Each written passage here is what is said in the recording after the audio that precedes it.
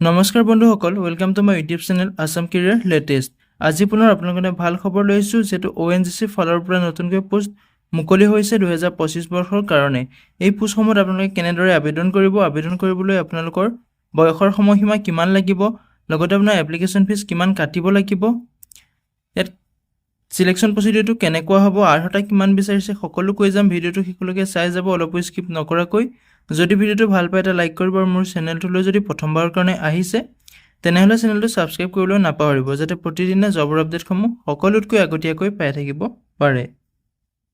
লগতে ভিডিঅ' ডেছক্ৰিপশ্যনত মই হোৱাটছআপ চেনেলৰ লিংক দিছোঁ, তাতো গৈ আপুনি হোৱাটছআপ চেনেলটো ফ'ল' কৰি ল'ব পাৰে, যাতে প্ৰতিদিনে জবৰ আপডেটসমূহ পাই থাকিব পাৰে। লগতে ভিডিঅ'টো সকলো বন্ধু বান্ধৱীলৈ শ্বেয়াৰ কৰি দিব, যাতে সকলোৱে জবৰ আপডেটসমূহ পাই থাকিব পাৰে। ইয়াতে দেখিবলৈ পাইছে ONGC recruitment 2025 apply for associate and finance advisor post. যদি আপুনি পোষ্টসমূহ ইণ্টাৰেষ্টেড হয়, ইলিজিবল হয়, আবেদনসমূহ কৰি ল'ব পাৰিব। ভিডিঅ'টো শেষলৈকে চাই যাব, আপুনি কেনেদৰে আবেদন কৰিব সকলো তথ্য এই ভিডিঅ'ত কৈ যাম। ভিডিঅ'টো শেষলৈকে চাই যাব, অলপ স্কিপ নকৰাকৈ। যিটো ONGC ফালৰ পৰা ৰিক্ৰুইটমেণ্ট মুকলি কৰি দিয়া হৈছে 2025 বৰ্ষৰ কাৰণে, তাৰ ভেকেঞ্চিটো হৈছে ONGC নিউ ভেকেঞ্চি 2025। এতিয়া অৰ্গেনাইজেশ্যনটোৰ নেম হৈছে oil and natural gas corporation ONGC। এতিয়া পোষ্ট নেমটো যিহেতু আপুনি গম পাইছে, এছ'চিয়েট এডভিজৰ এণ্ড এডভিজৰ ফাইনেন্স, এই ধৰণৰ আপুনি পোষ্টসমূহ দেখিবলৈ পাব। এপ্লাই মোডটো আপোনালোকে ইমেইলৰ যোগেৰে এপ্লাই কৰিব পাৰিব। Who can apply? All India male female কেণ্ডিডেটে এই পোষ্টসমূহত আবেদন কৰিব পাৰিব। যদি আপুনি ভাৰতৰ পুৰুষ মহিলা হয়, তেতিয়াহ'লে এই পোষ্টসমূহত আবেদন কৰিব পাৰিব। আপুনি যদি ইলিজিবল হয়, ইণ্টাৰেষ্টেড হয়, পোষ্টসমূহত আবেদন কৰি ল'ব পাৰিব। ভিডিঅ' ডেছক্ৰিপশ্যনতে মই এপ্লিকেশ্যনৰ ফৰ্মৰ লিংক, এডভাৰটাইজমেণ্টৰ লিংক দিম, আপুনি নিজে চেক আউট কৰি ল'ব পাৰিব।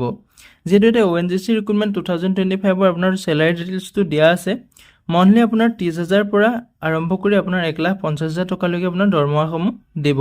লগতে আপোনাৰ বয়সৰ সময়সীমাটো দিয়া আছে। মিনিমাম যিহেতু আপুনি 18 বছৰৰ পৰা পোষ্টসমূহত আবেদন কৰিব পাৰে, ইয়াতে মেক্সিমাম বয়সটো দিয়া আছে 64 বছৰলৈকে আপুনি এই পোষ্টসমূহত আবেদন কৰিব পাৰিব। এপ্লিকেশ্যন ফিজটো ইয়াত general OBC SC ST PWD বা ওমেন কেণ্ডিডেট হ'লে আপুনি ইয়াত কোনো ধৰণৰ এপ্লিকেশ্যন ফিজ দিব নালাগে।